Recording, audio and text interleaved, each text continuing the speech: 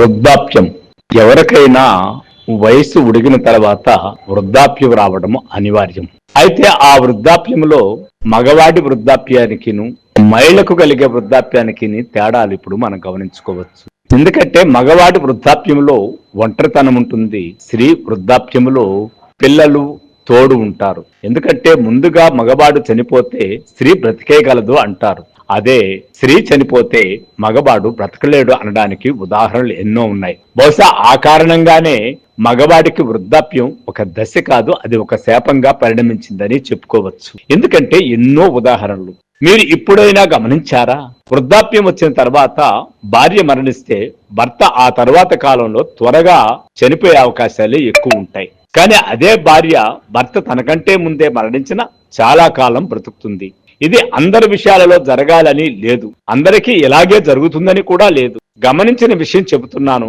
భర్త భార్య మీద ఎక్కువగా ఆధారపడతాడు ఒక వయసు వచ్చాక, కానీ భార్య మాత్రం ఒక వయసు వచ్చాక పిల్లల్ని తన ప్రపంచంగా మార్చుకుంటుంది. అందుకే భర్త తర్వాత కూడా ఆమెకి బతకడానికి ఓ కారణం ఉంటుంది. జీవితంలో ఎన్నో బాధ్యతలు మోసి కుటుంబాన్ని కాపాడి పిల్లలకు భవిష్యత్తు నిర్మించిన తర్వాత మగబాడి పాత్ర నెమ్మదిగా ముగింపు వైపు సాగుతుంది. ఆ సమయానికి శరీరం బలహీనపడినా మనసులో మాత్రం ఇంకా ఎక్కడో ఒక ఆశ ఉంటుంది. ఇంటి వాళ్ళు నన్ను అర్థం చేసుకుంటారులే అని. కానీ ఆశ ఎక్కువ కాలం నిలవదు. పిల్లలు పెద్దవారై తమ జీవితాల్లో మునిగిపోయినప్పుడు అతనికి మిగిలేది ఒక మూల కుర్చీ, ఒక పాత టేబుల్, కొన్ని జ్ఞాపకాలు మాత్రమే. ఒకప్పుడు అతని మాటే తీర్పుగా ఉండేది. ఇప్పుడు అతను మాట్లాడడం మొదలు పెట్టక ముందే ఎవరైనా సమాధానం చెప్పేస్తూ ఉంటారు. తన నిర్ణయాలు, తన కష్టాలు ఎవరికీ గుర్తు ఉండవు. అదే నిర్ణయాలు అప్పుడు అలా ఎందుకు చేశావు అన్న ప్రశ్నలుగా మారిపోతాయి. ఇది కాలం చేసిన అన్యాయం కాదు, ఇది మనుషుల సహజమైనటువంటి పరిణామము, మార్పు. భార్య కూడా ఈ దశలో తన బతుకును కొత్తగా మలుచుకుంటుంది. తన బలం ఇప్పుడు భర్త కాదు, కొడుకు. తన భవిష్యత్తు కోడలు, మనవళ్లలో దాగి ఉంటుంది. ఆ బంధాలు ఆమెకి సానుభూతి, సాయము, ఆదరణను తెస్తాయి. అందుకే ఆమె ముసలితనంలో కూడా గౌరవంగా బ్రతకగలుగుతుంది. కానీ మగవాడి పరిస్థితి అది కాదే. ఆయన దగ్గర ఇంకేమీ అడగాల్సిన పని ఉండదు. కాబట్టి ఆయన మాటకు వినిపించే చెవులే తగ్గిపోతాయి, గౌరవించే మనుషులే తగ్గిపోతారు. అతని త్యాగాలను కాలం మసగబార్చేస్తుంది. కానీ అతను ఆ మౌనాన్ని అంగీకరించకపోతే ఆ ఇంట్లో ప్రతిరోజు అతని గాయమే అవుతుంది. అందుకే వృద్ధాప్యంలో మగవాడి నిజమైన పాఠము అంగీకరించడం, పరిస్థితులను, మనుషులను, మార్పును, తాను మారుతున్న నిజాన్ని, ఎవరి నుండి ఏమీ ఆశించకుండా జీవించడం నేర్చుకోవాలి. అసలు ఎంత తక్కువగా ఉంటాయో అంత ప్రశాంతంగా జీవితం ఉంటుంది. ఆస్తి ఉన్న వారికి కొంత గౌరవం నిలుస్తుంది, కానీ అది కూడా తాత్కాలికమే. ఆస్తులు పంచిపెడితే అతన్ని మర్చిపోతారు, పంచకపోతే ఇంకా మనసు రాలేదు ఈ ముసలాడికే అని మాట్లాడతారు.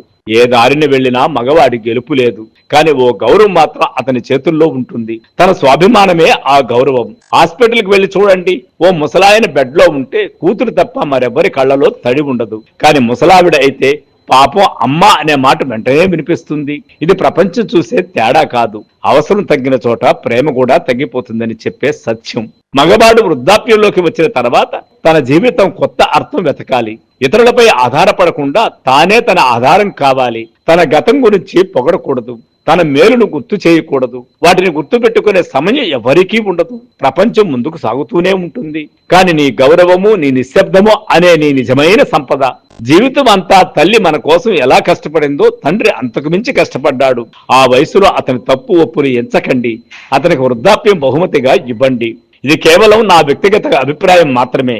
ఇట్లాగే వృద్ధులు అయినప్పుడు మగవాళ్ళు దీనస్థితిలో వెళ్ళిపోతారని, మహా ఇల్లాలుగా మహా సుఖవంతమైనటువంటి జీవితం గడిపేస్తారు మహిళలనే రూలేమీ లేదు. ఎందుకంటే వారి వ్యక్తిగతంగా వారి కుటుంబ నేపథ్యాన్ని పట్టి కూడా పరిస్థితులు మారుతూ ఉన్నా ఎక్కువ శాతం సహజంగా జరిగే పరిణామాన్ని మాత్రం నేను వివరించాను. ఎందుకంటే మనిషే బేసికల్ గా స్వార్థజీవి. అతను పుట్టినప్పుడే ఆ యొక్క స్వార్థాన్ని బయట పెట్టుకుంటాడు. ఇది ఒక చిన్న పిట్టకథగా చెప్పి ఈ యొక్క వృద్ధాప్యము శాపం అనే సంగతిని ముగిస్తాను. ఉదాహరణకి పిల్లవాడు పుడతానే అమ్మ పాలు కావాలి కాబట్టి అమ్మ అమ్మ అంటూ ఉంటాడు. కొంత పెరిగిన తర్వాత చాక్లెట్ తెచ్చే నాన్న గుర్తొస్తాడు. ఆ తర్వాత ఆడుకునే ఆటలప్పుడు స్నేహితుడు గుర్తొస్తాడు. ఆ తర్వాత స్కూల్ మేట్స్, ఆ తర్వాత ప్రియురాలు. ఇక జీవితంలో వయసు వచ్చిన తర్వాత తన భార్య ప్రవేశించిన వెంటనే భార్య ప్రాధాన్యతగా మారిపోతుంది. ఆ తర్వాత భార్య కూడా క్రమేణా తగ్గిపోయి పిల్లల మీద ప్రాధాన్యత పెరుగుతుంది.